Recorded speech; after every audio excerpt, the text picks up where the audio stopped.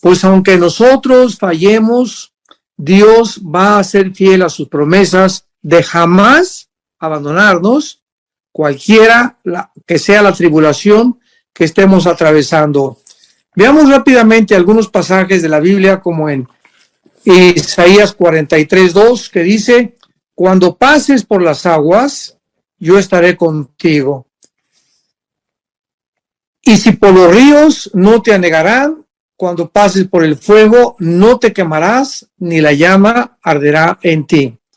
Isaías 58, versículo 11, Jehová te pastoreará siempre, y en las sequías secará tu alma, o la saciará. Dará vigor a tus huesos, y serás como huerto de hierro, de riego, como manantial de aguas, cuyas aguas nunca falten. Encontramos en Juan, también en el capítulo 10 de Juan, una promesa preciosa de Jesucristo, versículo 27 al 29. Mis ovejas oyen mi voz y yo las conozco y me siguen. Yo les doy vida eterna y no perecerán jamás, ni nadie las arrebatará de mi mano. Mi Padre que me las dio es mayor que todos y nadie las puede arrebatar de la mano de mi Padre. Y el apóstol Pablo en Filipenses capítulo 1 versículo 6 dice: lo que Dios inició en sus vidas también lo terminará. Entonces todas estas promesas que de las cuales la Biblia está llena, nos confirman, nos aseguran realmente que Dios está con nosotros y no en contra de nosotros.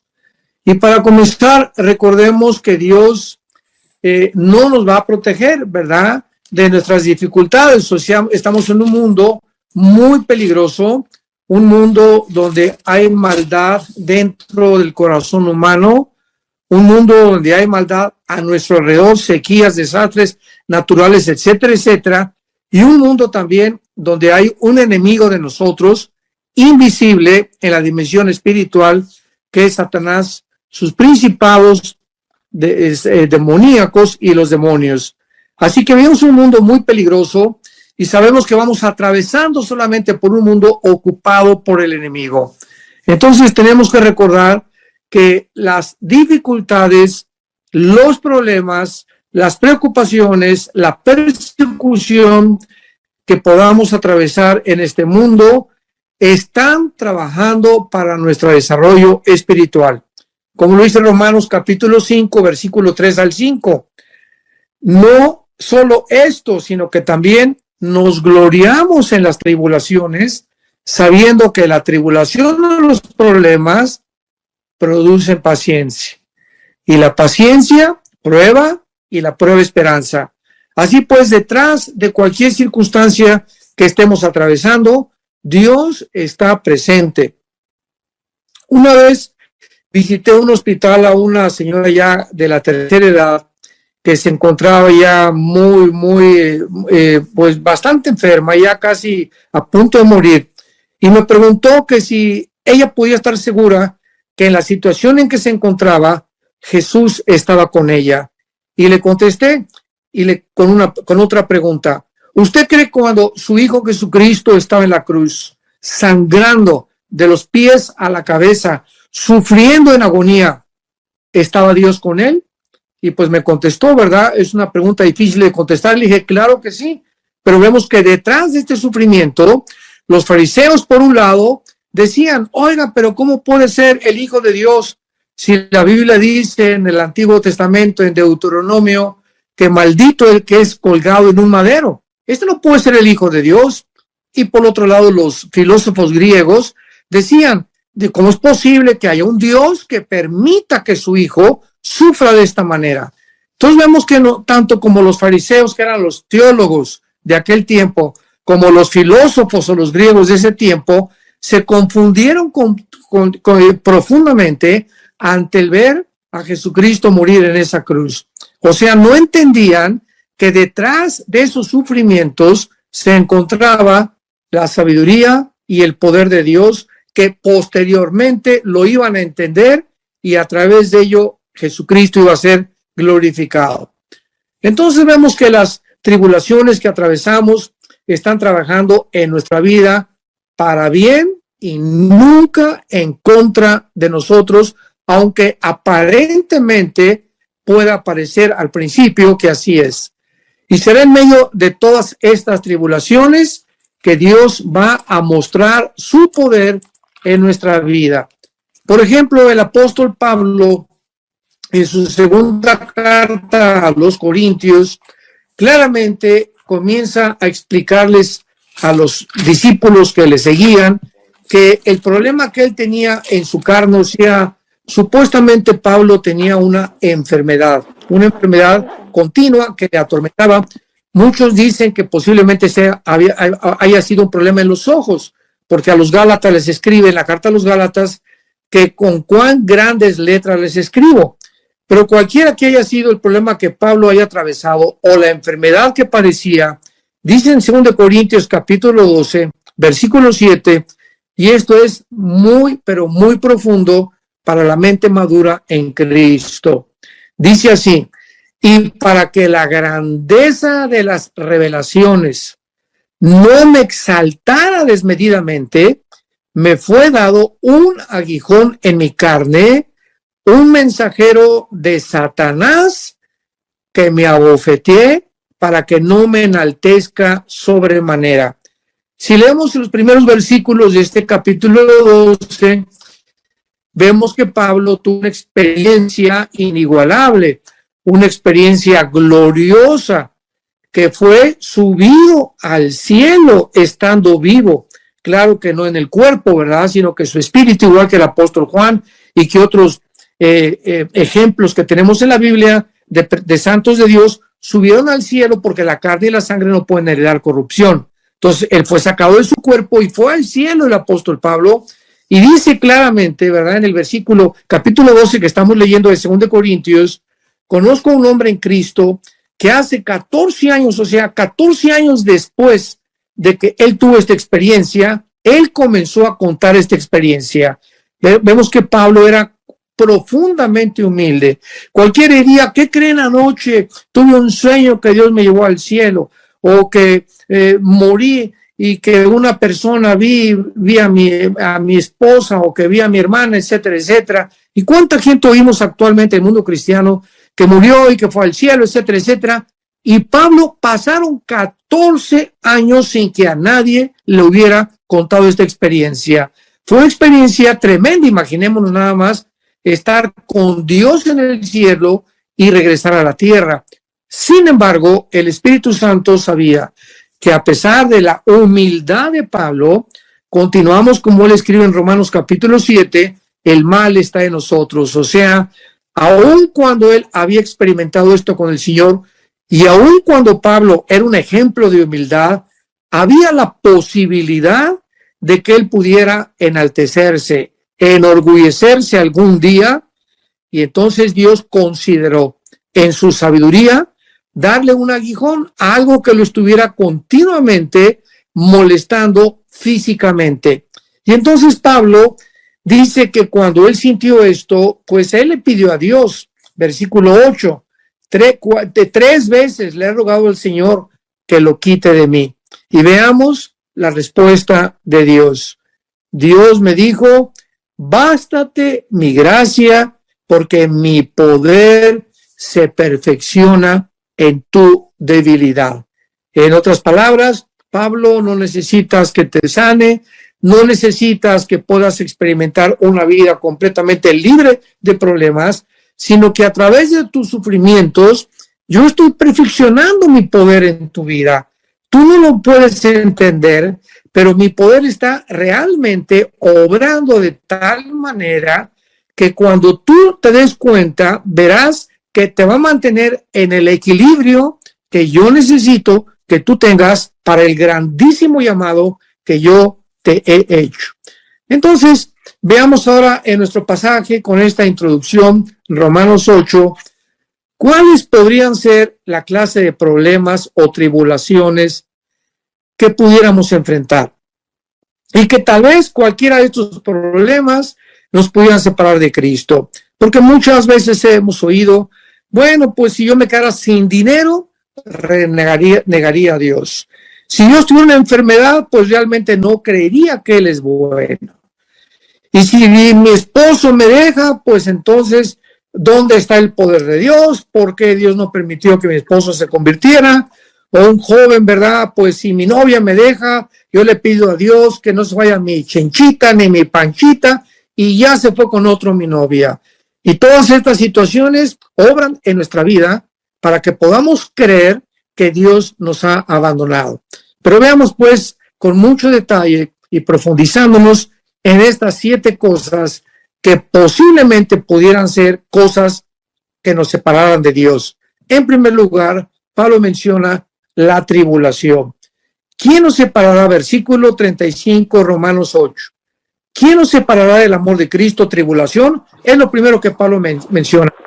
Esta palabra, tribulación, es muy importante porque es la palabra tilipsis. A los que las quieran escribir, les voy a dar algunas palabras griegas porque nos dan mucho más profundidad y más amplitud para entender lo que Pablo está diciendo. Es la palabra tilipsis, que significa presión.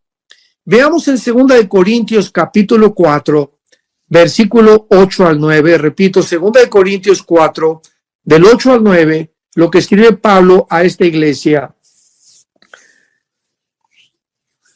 Que estamos atribulados, y esa palabra es la misma que se usa aquí, tribulación. Que estamos en tribulaciones en todo, mas no angustiados, en apuros, mas no desesperados, perseguidos, mas no desamparados, derribados, pero no destruidos. Veamos nosotros el peligro tan grande que existe cuando atravesamos presiones o tribulaciones o dudas en la vida. Podemos estar en medio de problemas, pero cuidado con que lleguemos a la angustia. La angustia es cuando, como hay muchas personas que en la iglesia, nosotros como pastores llega, ay hermano, ay señor, ya se me está saliendo el pecho, mi hija se fue de mi casa. Y le digo, mire doña Chole, yo no voy a orar por usted, porque la condición en la que usted viene en este momento a pedirme ayuda es de angustia. O sea, usted está en un estado de incredulidad, que creer que realmente Dios no está con usted. Y en segundo lugar, yo no soy Dios, los pastores no somos dioses. Y primero, cálmese, doña Chole, estése tranquila, y entonces vamos a platicar y le voy a decir qué puede usted hacer. Pero nunca podemos llegar a este estado de angustia donde creemos que Dios nos ha abandonado. Por el amor de Dios, hermanos en Cristo, jamás permitas caer en la angustia de ya no puedo, ya Dios me abandonó, no sé qué hacer, porque en ese momento bajas el escudo de la fe. Dice Efesios capítulo 6, que el escudo, o sea, la fe, la confianza que tenemos en Dios, es la que detiene los dardos de fuego de Satanás. Entonces, si tú haces que tu fe caiga al suelo, estás en incredulidad total. Y cuando tú caes en este momento de incredulidad, Satanás se viene con todo lo que tiene para angustiarte más, para presionarte más, para poder crear en tu vida un estado de pánico y de estrés, donde creas ya que Dios te ha abandonado. ¿Por qué llegas a ese momento a creer eso? Porque has bajado el escudo de la fe. Igualmente dice Pablo aquí, estamos angustiados en apuros, manos hebreas, perseguidos, mas no desamparados, derribados, pero no destruidos. Recordemos rápidamente un ejemplo en el Antiguo Testamento. Dios es experto, ¿verdad?, en su sabiduría, en muchas veces llevarnos a situaciones donde nos sentimos que realmente no hay salida. En el Antiguo Testamento, el pueblo de Israel salió de Egipto con la bendición de Dios y llegaron al mar, al mar rojo, ¿verdad? Enfrente estaba el mar y atrás voltean los ojos y venía el faraón con todas las carrozas y con todos los soldados. O sea, Dios los llevó a propósito, porque dice que él quería que tomaran este camino. Había otro camino más corto a la tierra de Canaán, pero no. Dios los llevó a ese punto para que se sintieran entre la espada y la pared, como decimos. Ahí en ese momento decían, no podemos avanzar porque el mar está enfrente de nosotros y nos ahogamos, y atrás están los egipcios, no tenemos ni una sola arma, nos van a acabar. Y claro, echaron la culpa a Moisés. Oye, Moisés, para eso nos sacaste de Egipto, para que llegáramos a ese punto. Sabemos que Moisés clama a Dios, ¿y qué le dice Dios? Moisés, dile al pueblo que no haga nada y que vean mi poder. Cuando llegamos a ese punto de angustia, donde creemos que no hay ninguna puerta, ninguna ventana, ninguna salida, recordemos que no podemos llegar a la angustia, vuelvo a repetir, ni tampoco sentirnos que ya vamos a morir, que ya estamos destruidos. Dios tiene un plan y de ese plan Él nos va a sacar, tarde o temprano, porque nada nos puede separar del amor de Jesucristo. Entonces, observemos cuidadosamente que todas estas dificultades pueden venir a nuestra vida, pero también se nos da la respuesta de la forma como debemos reaccionar a ellas. Nunca en angustia, nunca con desesperación. No permitas nunca en tu vida caer en este punto. Número 2. ¿Cuál es el otro problema que menciona Pablo que podía tal vez separarnos del amor de Cristo? Y la palabra es angustia. Esta palabra en el griego es steno, así con S al principio, stenochoria. Y esta palabra en el griego stenochoria, que se tradujo angustia, está formada por dos palabras separadas. Stenos, que significa angosto o estrecho, y choria, que significa espacio o territorio. Cuando las juntamos las dos, nos da la idea de estar presionado por diversas circunstancias, o sea, por diversas tribulaciones, sino la de estar confinado dentro de un espacio angosto, apretado y opresivo. Significa que muchas veces vamos a atravesar en la vida este significado, este problema, en el que nos vamos a sentir, como decíamos anteriormente, ya no hay salida. Ya, ¿cómo puedo salir de aquí? Ya mi esposo me abandonó, ya, ¿qué voy a hacer sin dinero? Ya no tengo seguro social. Ya tengo una edad, ¿verdad? Estoy en la tercera edad en la que nadie me va a ayudar. Ya perdí el dinero, ya no puedo ir a la universidad, ya no puedo estudiar. Y es que ahora me voy a dedicar al alcohol, me voy a entregar a las drogas, porque no le veo ninguna salida a mi vida. Es en esta situación en la que creemos que Dios nos ha abandonado. Nos sentimos apretados, nos sentimos angustiados, nos sentimos en un espacio donde parece que nos pusieron una camisa de fuerza y no hay manera de poder romper la condición en la que nos encontramos. Cuidado, esta angustia no puede separarnos del amor de Jesucristo, porque la idea no es solamente de estar presionado por diversas circunstancias, sino que no nos sintamos de esta manera, porque voy a repetir, caemos completamente en la incredulidad. Número 3, Pablo menciona la persecución.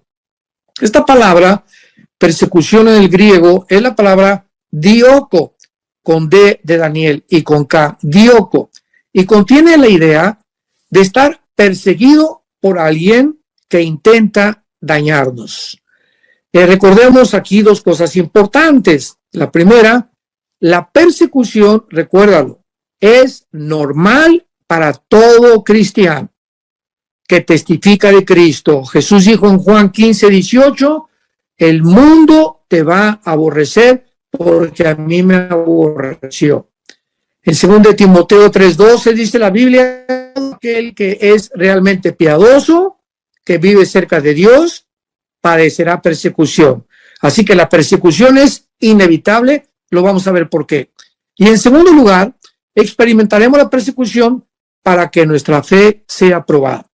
Por ejemplo, tú tienes a Cristo, ya tienes 2 años en Cristo, 3 años en Cristo, vas a la escuela como estudiante y, ay, Panchito, van a comenzar tus amigos. Ya me dijeron, Carmelita, también que eres cristiana. Y tú ante esa presión de tus amigos o de la burla de tus amigos o del bullying de tus amigos, en ese momento te retractas y pues te prefieres decirles, no, bueno, sí soy cristiano, pero no soy un fanático, ni tampoco es que le dicen aleluyas, y pues digo, estoy estudiando, y cuando comienzas a justificar y comienzas por la persecución a darte cuenta que la cobardía abraza tu corazón, tu fe ha fracasado.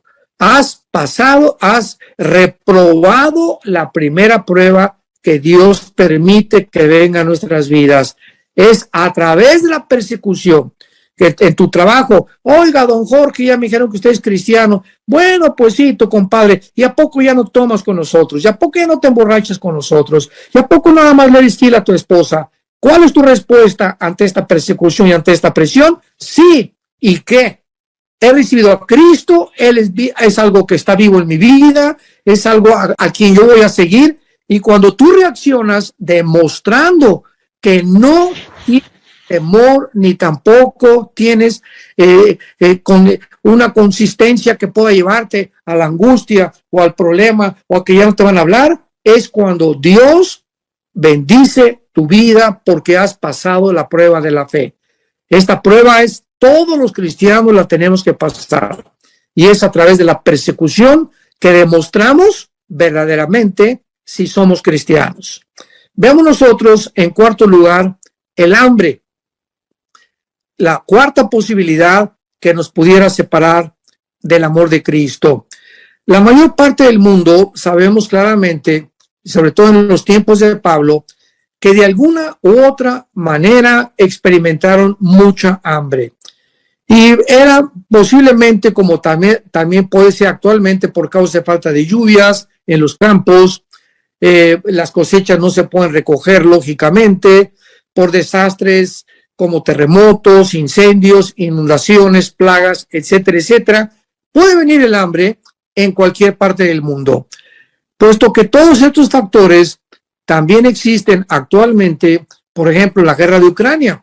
Ucrania es una nación que produce el mayor porcentaje de trigo y de fertilizantes en el mundo. Y cuando vino la guerra de Ucrania, cantidad de naciones actualmente, Turquía, Bulgaria, Polonia, Rumanía, etcétera, etcétera, han comenzado a padecer, no se han muerto de hambre, gracias a Dios, pero han padecido hambre, o sea, cuando no hay harina, cuando no hay los productos básicos de nuestro alimento, experimentamos el hambre, ¿verdad? Entonces, el hambre no ha sido eliminada en nuestra época a pesar de los avances tecnológicos que tenemos. Sin embargo, no importa lo grave que sea, la fidelidad de Dios, escúchame muy bien, se va a manifestar en nuestras vidas con su provisión sobrenatural.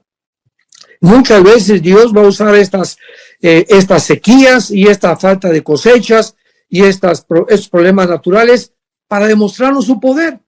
¿Se acuerdan con Elías? Cuando oyó Elías que lo estaba persiguiendo la reina Jezabel en el libro de los Reyes y se puso a dormir, dijo, ya no quiero seguir contigo, Señor. ¿Qué fue lo que hizo Dios? Le mandó cuervos. O sea, Dios obró sobrenaturalmente para que Elías pudiera realmente ver el poder de Dios y fue alimentado. Vemos nosotros también cuando una viuda, la viuda de Sarepta, que era, bueno, más pobre no se podía hacer. Dios le dice a Elías, ve por favor a este pueblo y vas a encontrar a esta mujer, que es la viuda de Sarepta. Y entonces llega Elías al pueblo y la viuda de Sarepta le dice, Elías, por favor dame de comer. O sea, Dios no mandó al Holiday Inn, al apóstol, al profeta Elías, ¿verdad? No lo mandó al Hotel Camino Real, lo mandó a la casa de la mujer más pobre de todo ese pueblo. Que podríamos decir, oye, pero ¿cómo es posible que Dios haya hecho? Y todavía Elías le dice, dame de comer. Y entonces esta viuda lo lleva a su casa y era tan pobre que solamente tenía una gotita de aceite y la harina suficiente para hacer una sola tortilla. Imaginémonos nada más. Y aparte tenía un hijo. ¿Y qué hace la viuda? No, mire cómo es lo único que tengo que comer. Si le doy de comer a usted, mi hijo va a quedar sin hambre, etcétera, etcétera. Pero esta mujer no vio las circunstancias. Esa es la fe. No vio las circunstancias. Creyó que Dios era poderoso y cocina esa tortilla y le da la mitad al profeta de Dios, a Elías. Y en ese momento, Elías le dice a la viuda, por haberme dado lo que no tenías, nunca de aquí en adelante te faltará ni el aceite ni la harina en tu casa. Así que, como dice el Salmo 37:25, el rey David, joven fui y envejecido, y no he visto justo desamparado, ni su descendencia que mendigue el pan. El pan no nos va a faltar jamás. Haya incendios, haya terremotos, Dios va a proveer de alguna manera, sobrenaturalmente, para nuestra vida. Y vemos nosotros ahora, en quinto lugar, lo que el apóstol Pablo nos enseña acerca de este pasaje tan hermoso de Romanos capítulo 8. Desnudez. Es la quinta cosa que podría, dizque, separarnos del amor de Cristo. La palabra desnudez actualmente implica el estado de una persona desnuda, asociada desgraciadamente con actividades sexuales o con la pornografía. Pero en tiempos bíblicos, la desnudez no estaba relacionada con la sexualidad ni con la pornografía. La desnudez en tiempos de Pablo estaba relacionada con la pobreza, a tal grado que muchas personas no tenían con qué cubrir sus cuerpos normalmente. Está relacionada también con el hambre en tiempos de Pablo o con problemas económicos muy graves derivados de guerras, como lo hemos visto, o de desastres naturales.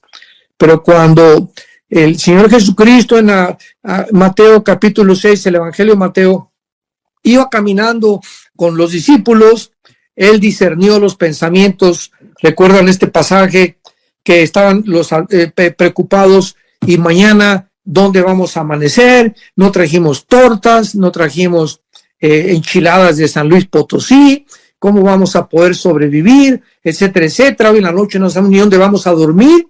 Y Cristo, discerniendo las mentes de sus apóstoles, de sus discípulos, les dijo, ¿por qué se preocupan por el cuerpo? ¿Qué han de comer? ¿Qué han de vestir? ¿Qué acaso la vida no es más grande? O sea, están ustedes vivos. Y si los mantengo vivos, ¿ustedes creen que les va a faltar el vestido y les va a faltar la comida? ¿Verdad? Busquen primeramente mi reino y todas las cosas les serán hechas. Y aquí es cuando nosotros vivimos en una época, y lo podemos ver, de afán. Actualmente la gente, oye, si sube el petróleo, y si sube el dólar, y qué pasará si viene la guerra de Ucrania, y si hay una guerra nuclear, etcétera, etcétera. Siempre están pensando qué van a comer, qué van a beber, si se muere mi esposo, ¿quién me va a sostener? Si no tengo papás, si no tengo mamás, etcétera, etcétera. Y este es el afán, el estrés, la incredulidad de que Dios nos puede fracasar o nos puede fallar.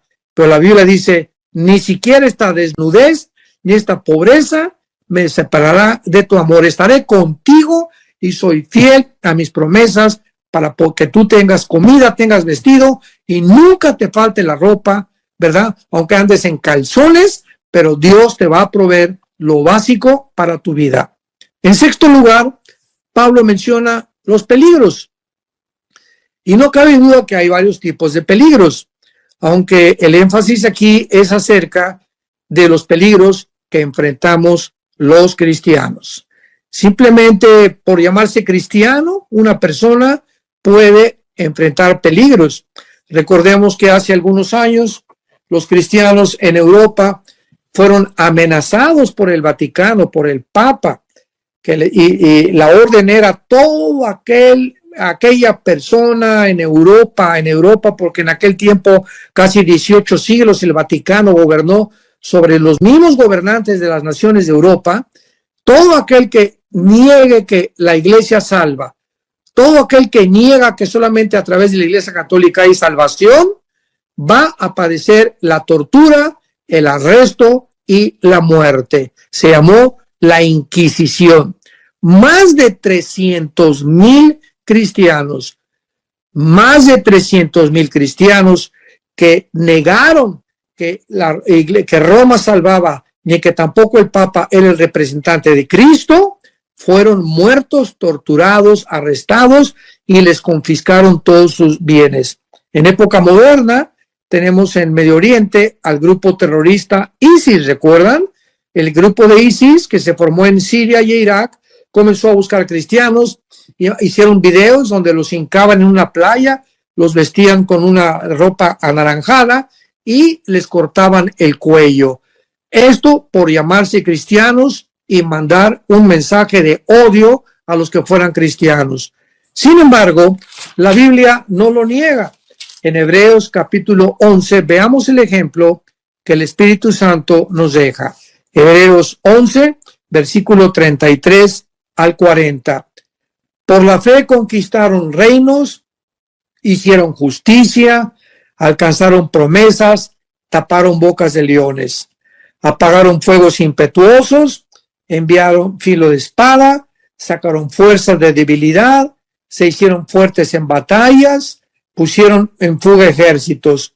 Las mujeres recibieron sus muertos mediante resurrección, más otros. Veamos aquí pues, hay cristianos a quien Dios los salva de la muerte y hay cristianos a quienes Dios no salva de la muerte.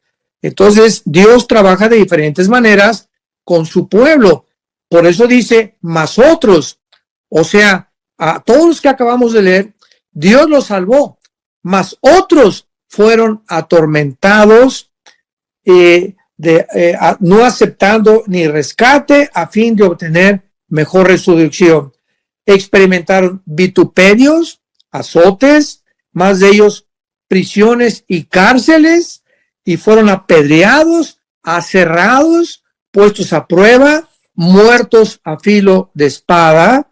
Anduvieron de acá para allá cubiertos de pieles de ovejas y de cabras, pobres, angustiados, maltratados, de los cuales el mundo no era digno, errando por los desiertos, por los montes, por las cuevas y por las cavernas de la tierra. Y todo esto, aunque alcanzaron buen testimonio mediante la fe, no recibieron lo prometido. Dios no los salvó, Dios no los protegió. Él permitió que atravesaran estos peligros, sabiendo que cuando murieran recibirían una mejor promesa, porque así es la soberanía de Dios. Recordemos a Esteban, el libro de los Hechos. Esteban no tenía ni 22 ni 23 años de edad y podría tener un gran futuro. Esteban, ¿verdad? Puede ser un gran evangelista, hasta apóstol puede llegar, un gran profeta. Pero ¿qué pasó con Esteban? A su corta edad, los fariseos lo mataron y lo convirtieron en el primer mártir de la historia cristiana. Entonces, hay veces que Dios permite esas cosas, hay veces que no las permite, es la soberana voluntad del Señor. Tenemos en séptimo lugar la espada en el capítulo 8 que estamos estudiando, la espada. ¿Podrá la espada separarnos del amor de Cristo? ¿A qué se refiere Pablo aquí con la espada? Aquí se nos da a entender la violencia extrema que miles de cristianos han enfrentado y en la que han muerto, como acabamos de mencionar, han muerto como mártires por la fe.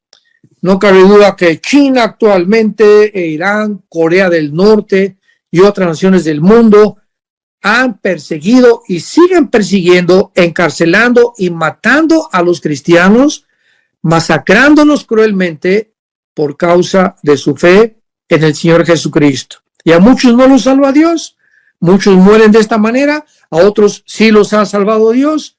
Casi todos los apóstoles del Señor Jesucristo murieron de esta manera. Recordemos las palabras de Pablo en 2 de Timoteo, ¿se acuerdan? Pablo, el gran guerrero de Dios, el apóstol de Dios, fue al cielo, bajó del cielo, tenía una enfermedad que Dios le permitió que la mantuviera para mantenerlo prudente, tranquilo y humilde.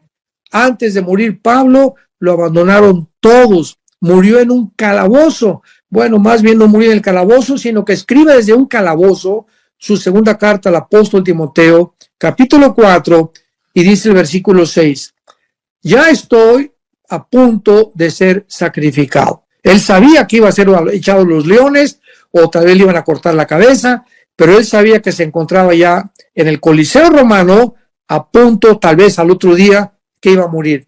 ¿Cuáles fueron las palabras de Pablo? Ay, pobrecito de mí, para eso te he servido, Señor, y para eso fui un buen cristiano, y para eso fui un testimonio, para acabar así. Aquí frío, no tengo, con un frío tremendo que tiene que llegar Timoteo para darle un saco o una manta para poder cubrirse el frío que tenía Timoteo. Sin embargo, ninguna de esas palabras salió de su boca, sino que dice, he peleado la buena batalla, he acabado la carrera, he guardado la fe. Por lo demás, vean la seguridad de Pablo. Por lo demás, me está guardada, ¿en dónde? En el cielo, claro, ¿verdad? Me está guardada la corona de justicia, la cual me dará el Señor, juez justo en aquel día, y no solo a mí, sino también a todos los que aman su venida.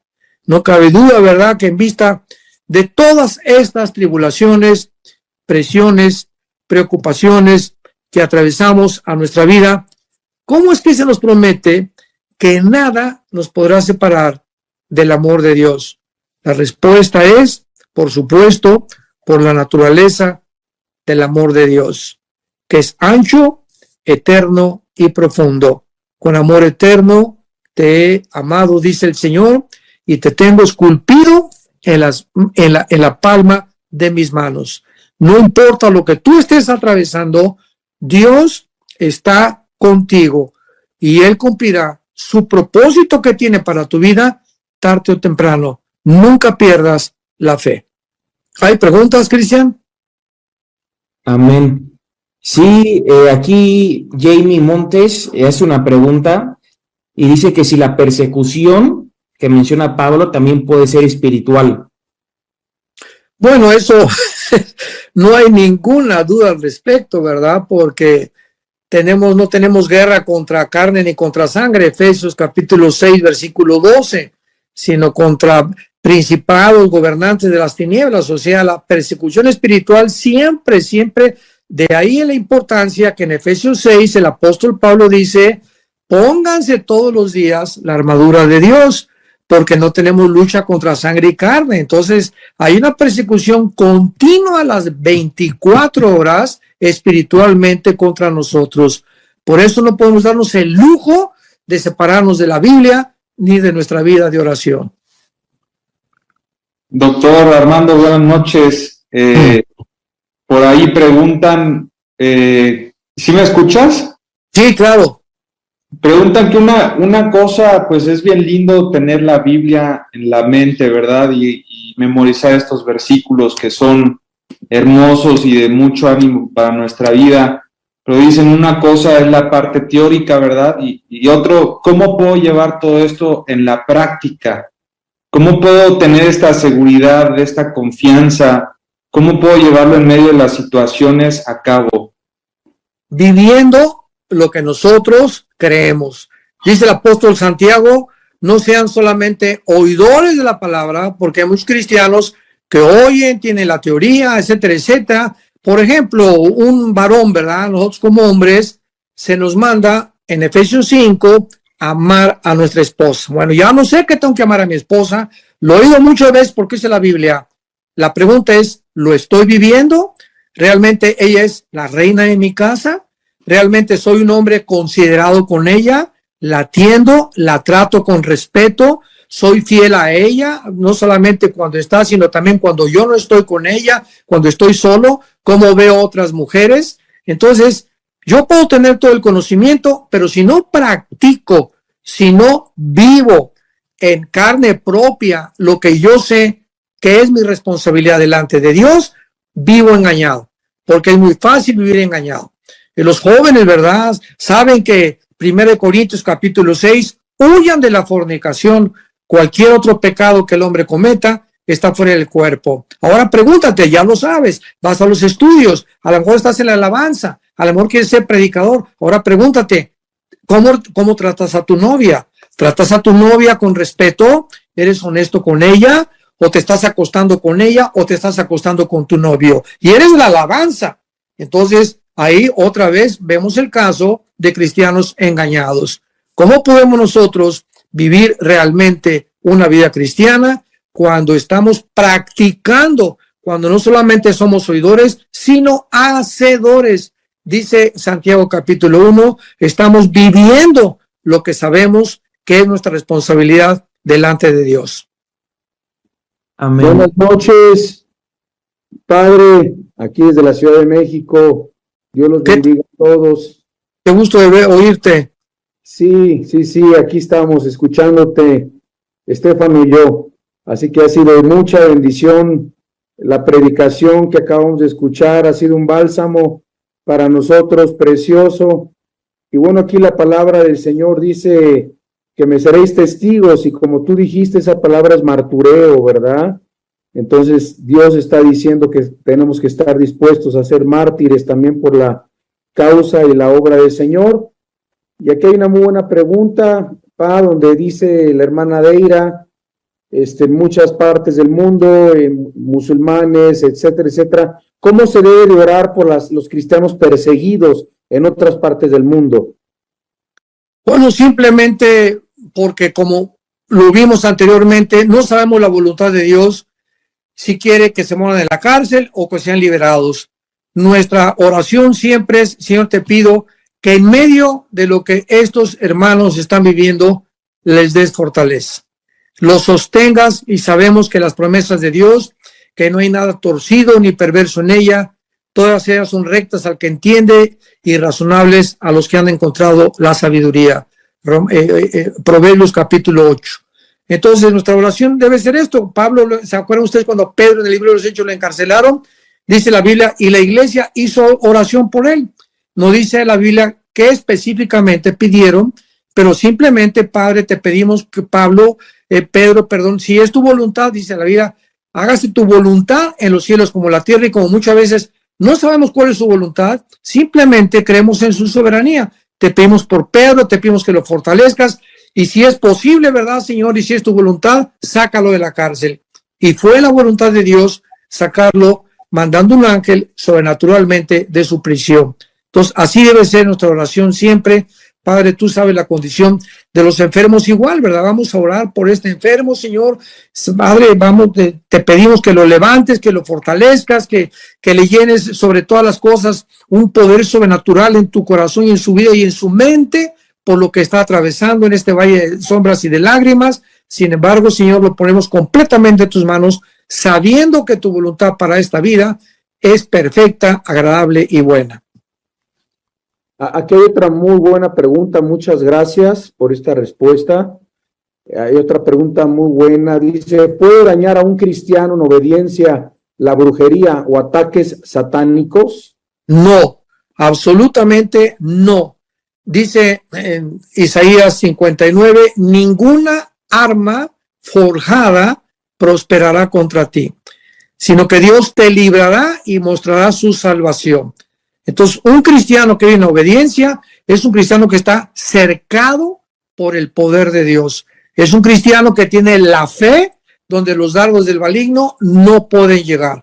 Es un cristiano que tiene la espada, que tiene el casco de la salvación, que está seguro a quién pertenece y a quién está siguiendo, y no hay absolutamente ningún poder del cielo en la tierra, ni debajo de la tierra, que te pueda hacer daño.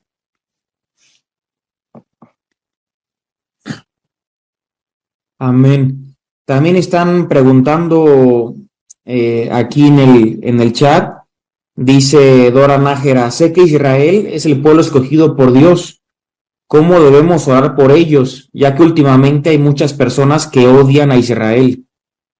Bueno, no solamente muchas personas, sino que la mayor parte de los millonarios actualmente en el mundo, La mayor parte de la grande influencia en el mundo que son judíos odian a Israel. Por ejemplo, ¿verdad? Carlos Marx, pues fue judío, era judío, y ven ustedes que fue el que postuló la famosa teoría o la ideología del comunismo. Se dice que Hitler tenía raíces judías, esto es impresionante. Hitler que tenía raíces judías. Hay otro señor que es famosísimo, que es uno de los líderes que están acabando con los gobiernos en Sudamérica y en el mundo entero, que se llama George, como Jorge Soros, con ese. Métete al Google y googlealo y descubre George Soros, es un judío de Hungría y es un hombre que odia a Israel y quiere destruir a Israel. Entonces, Israel no solamente, cuando dice la Biblia que oremos por Israel, sabemos una cosa, ¿verdad? Que ahorita Dios está completamente desentendido de Israel. Ahorita el pueblo de Israel es enemigo de Dios. Hay muchos judíos que ya se han convertido y que han recibido a Cristo como Yeshua, el Mesías, y eso forman parte de la iglesia. Pero ahorita Israel como una entidad está bajo el juicio de Dios y regresará Dios a tratar con ellos durante los 7 años de la tribulación. Entonces ahorita, ¿verdad? No hay judío, no hay israelita, no hay griego, no hay nadie, ¿verdad? Que Dios tenga un plan específico. Ahora todas las nacionalidades somos un cuerpo en Cristo y ahora Dios vive y vela por todos aquellos, no importa su origen étnico, para que vivamos cerca de él. Antes, cuando decimos oremos por Israel, estamos orando para que se cumplan las promesas de Dios que se van a cumplir en el futuro respecto a la tierra de Israel, que les pertenece a ellos, pero que hasta que se arrepientan, Dios va a poder cumplir esas promesas, porque ahora viven actualmente en rebelión y en desobediencia en contra de él. Simplemente Tel Aviv, la capital de una de las ciudades más famosas que era capital de Israel, Tel Aviv, es el centro de los gays internacional. Es la ciudad con más homosexualismo en el mundo, Tel Aviv. Imaginemos nada más y recordemos lo que dice en Apocalipsis capítulo 11, que Israel se va a convertir como Sodoma y como Egipto. O sea, se va a convertir en un centro de degradación moral y de mundanalidad antes de que Jesucristo regrese. Amén, amén, Armando. Aquí hay una pregunta muy buena también, dice Saúl David. ¿Qué consejo nos puedes dar para resistir estos malos tiempos y padecimientos, aparte de la oración y acercamiento con Dios, ya que hay ocasiones que por más que tengamos comunión con Dios, sentimos que no nos responde y ahí es cuando nuestra fe es realmente probada? Bueno, cuando tú tienes esa fe que tú me acabas de mencionar y cuando tienes esas convicciones, nunca puedes pensar que Dios te ha abandonado. Precisamente por eso tienes esas convicciones. Y esas convicciones son como saber que estoy parado en la roca, no en la arena. Mi vida, mi fundamento es Jesucristo y nada ni nadie me va a separar de él. Y dice en Josué capítulo 1, versículo 8 y 9, cuando muere Moisés y Josué tiene que tomar el cargo de liderazgo de Israel, pues nos imaginamos a Josué, ¿verdad? Pensando, ahora yo soy el comandante en jefe del ejército de Dios, pues voy a planear cómo entrenar a mi ejército, que dispare mejor con las flechas, y vamos a planear cómo vamos a asaltar Jericó, que era la primera ciudad que tenían que asaltar. Y cuando Dios ve, nos imaginamos que todos estos pensamientos estaban en el corazón de Josué. Le dice, mira Josué, de día y de noche,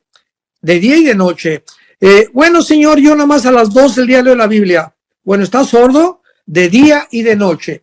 Bueno, Señor, yo nada más de noche leo la Biblia. Bueno, ¿estás sordo o te lo vuelvo a repetir? De día y de noche. De día y de noche. Meditarás en este libro de la ley. Otra vez, ¿cuándo? A las 5 de la tarde, no, de día y de noche. Y si tú haces esto y la lees, la guardas, la memorizas, la digieres en tu corazón, te prometo que todo lo que hagas va a prosperar. Si tus fuerzas te fallan, no te preocupes, yo estaré ahí para consolarte. Por eso es el pasaje que acabamos de leer en Romanos 8. Oye, no podemos confiar en nosotros. ¿Cuántas veces yo también, como ser humano, verdad, aunque he estudiado, tengo 46 años predicando la palabra de Dios, este año cumplimos 46 años de ministerio, he enfrentado, hermanos, muchas ocasiones en las que yo he sentido que Dios me abandona. Y en esos tiempos en que yo he sentido que Dios me abandona, lo siento, mis sentimientos son engañosos. He sentido al mismo tiempo caer de rodillas en ese momento y volver a confesar, Padre, yo sé que estás conmigo, yo sé que no vas a abandonar, y vuelvo a ser renovado con esas fuerzas y esa energía que necesitamos para seguir sirviendo a Dios. Entonces somos flacos, somos débiles, somos tontos, somos rebeldes por naturaleza. Por eso no podemos confiar en nosotros. Esta es la razón por la cual la salvación no se pierde. Si dependiera la salvación de nuestras fuerzas y de nuestra obediencia, estaríamos fritos, ¿verdad? Porque separados de Cristo, nada podemos hacer. Sí, aquí hay una buena pregunta también, pero bueno, yo creo que esta persona no estuvo hace 15 días contigo en nuestro Zoom, donde hablamos de los escogidos o no escogidos, predestinados. Dice, si yo estoy orando por una persona inconversa para que sea salva, ¿Dios me concede mi petición o tiene que ser que esa persona esté dentro de los escogidos o del propósito de Dios? Es que nosotros no somos dioses. Entonces, cuando oramos por alguien, a nosotros no nos debe interesar absolutamente los resultados. Se nos manda simplemente sembrar la semilla y los resultados, el crecimiento, lo da Dios. Uno es el que siembra, 1 Corintios 3, otro es el que riega. Entonces, no nos debe interesar si se salva o no se salva. Oramos, Padre, te oro por Panchita, te oro por mi tío, te oro por mi abuelo, etcétera, etcétera.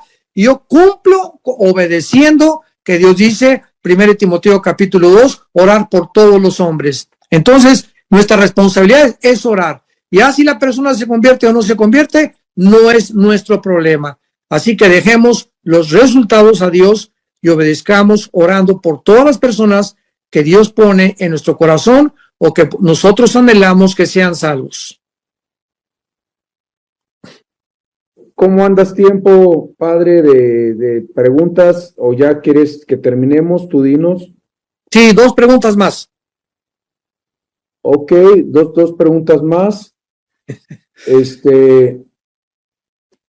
Ok, aquí dice, pastor, en el milenio los que fuimos raptados se podrán casar y procrear. Dios lo guarde, de Ingrid Miranda. Claro, en Isaías 65, que describe claramente la vida en el milenio, el profeta Isaías claramente lo dice, ¿verdad? Sin ningún lugar a dudas.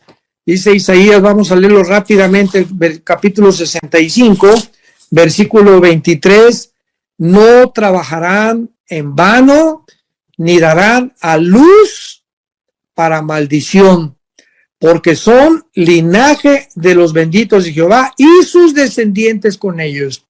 Entonces recordemos algo, Dios hizo 2 sexos, 2 géneros nada más, el hombre y la mujer. Entonces en el milenio va a haber hombres y va a haber mujeres salvadas. ¿Y qué nada más nos vamos a estar mirando? Pues Dios hizo a la mujer para que pudiera unirse con el hombre y continuar reproduciéndonos. Entonces qué absurdo sería que en el milenio estuviéramos hombres y mujeres y ya no hubiera reproducción, como lo dice Isaías 65, versículo 23. Ok, la última pregunta, como nos dices, gracias, de Katia Sánchez, que hace 2 preguntas en una. Buenas noches, soy Fernando. ¿De qué ovejas habla Juan 10:16? ¿Dónde dice? Bueno, ahí se refiere a las ovejas que somos nosotros, que no formamos parte del pueblo de Dios de Israel. Entonces, Jesús vino a las ovejas de Israel, venía a cumplir las promesas de Dios para poder hablarles por última vez al pueblo de Dios para que regresara a Jehová. Lo rechazaron, lo crucificaron, lo enterraron, restó a los 3 días y la iglesia que no existía en el Antiguo Testamento fue formada. Entonces ahora la iglesia es una entidad completamente diferente a Israel. Dios está divorciado, así lo dice Jeremías, está divorciado, le dio carta de divorcio a Israel, está separado de Israel. Dios dejó a Israel completamente y a nosotros sustituyó a Israel por la iglesia. Sin embargo, Dios no se ha olvidado de Israel. Capítulo 9, 10 y 11 de Romanos, que están ustedes estudiando, lo van a comprobar ahí. Entonces Dios va a regresar otra vez en la tribulación, que es el desierto, donde va a tratar con ellos, y a través de la purificación y la angustia y de los problemas y los sufrimientos de los 21 juicios, trompetas, sellos y copas de la tribulación, los judíos se van a convertir y los que se conviertan entrarán al reino milenial. Entonces ahí se refiere Cristo. Estas ovejas que no son mis de redil es la iglesia de Jesucristo, el cuerpo de Cristo al cual pertenecemos nosotros. Pues muchísimas gracias, ya son las 2 más que tú nos decías, claro que hay más preguntas, pero si el tiempo se ha terminado, lo dejamos hasta acá y nosotros nos quedamos respondiendo algunas preguntas más. Te agradecemos mucho, doctor Armando Alducin, por estar con nosotros esta noche y por nuevamente tomar y arropar este grupo tan hermoso de tantos países y de vida nueva, y por estar con nosotros en esta noche. Saludos a Martita, a toda la familia, que Dios te bendiga, Pa. Gracias, y los invito a todos a que continuemos orando por mi nieto Estefano. Oremos. Dios y Padre de Jesucristo, nuestro Señor, el gran pastor de las ovejas, por el pacto sempiterno, un pacto, Señor, al cual nosotros pertenecemos como tus hijos, como tu pueblo. Te damos gracias, Padre, por las enseñanzas, el valor, la fortaleza que nos infunde tu santa palabra, que es viva y eficaz y más cortante que toda espada de 2 filos. Señor, nos unimos como tu pueblo para orar por tu hijo y por tu siervo Estefano, y también por Alan como su padre. Los dos necesitan mucha fortaleza, necesitan en este tiempo que están atravesando, Señor, la infusión de tu espíritu de una forma especial, sobrenatural, para que ellos puedan aferrarse a esa cruz y poder descubrir, Señor, que todo lo podremos en Cristo Jesús, nuestro Salvador. Señor, te pedimos que levantes a Estefano de su lecho, Señor, que tú le toques, que tú le sanes, Padre, que te glorifiques en su vida. Ese es el deseo de nuestro corazón. Él está completamente en tus manos. Dale sabiduría a los médicos también que le rodean, a las enfermeras, a todos los especialistas que son instrumentos tuyos para que él pueda, Señor, es la manera como tú lo has determinado, levantarse de esa cama. Te damos gracias por su vida de Estefano, te damos gracias, Señor, por el corazón que él tiene, por las almas perdidas y por el ministerio tan grande que tú le darás, porque lo pedimos y te damos las gracias en el precioso nombre de Jesucristo, y tu pueblo dice amén.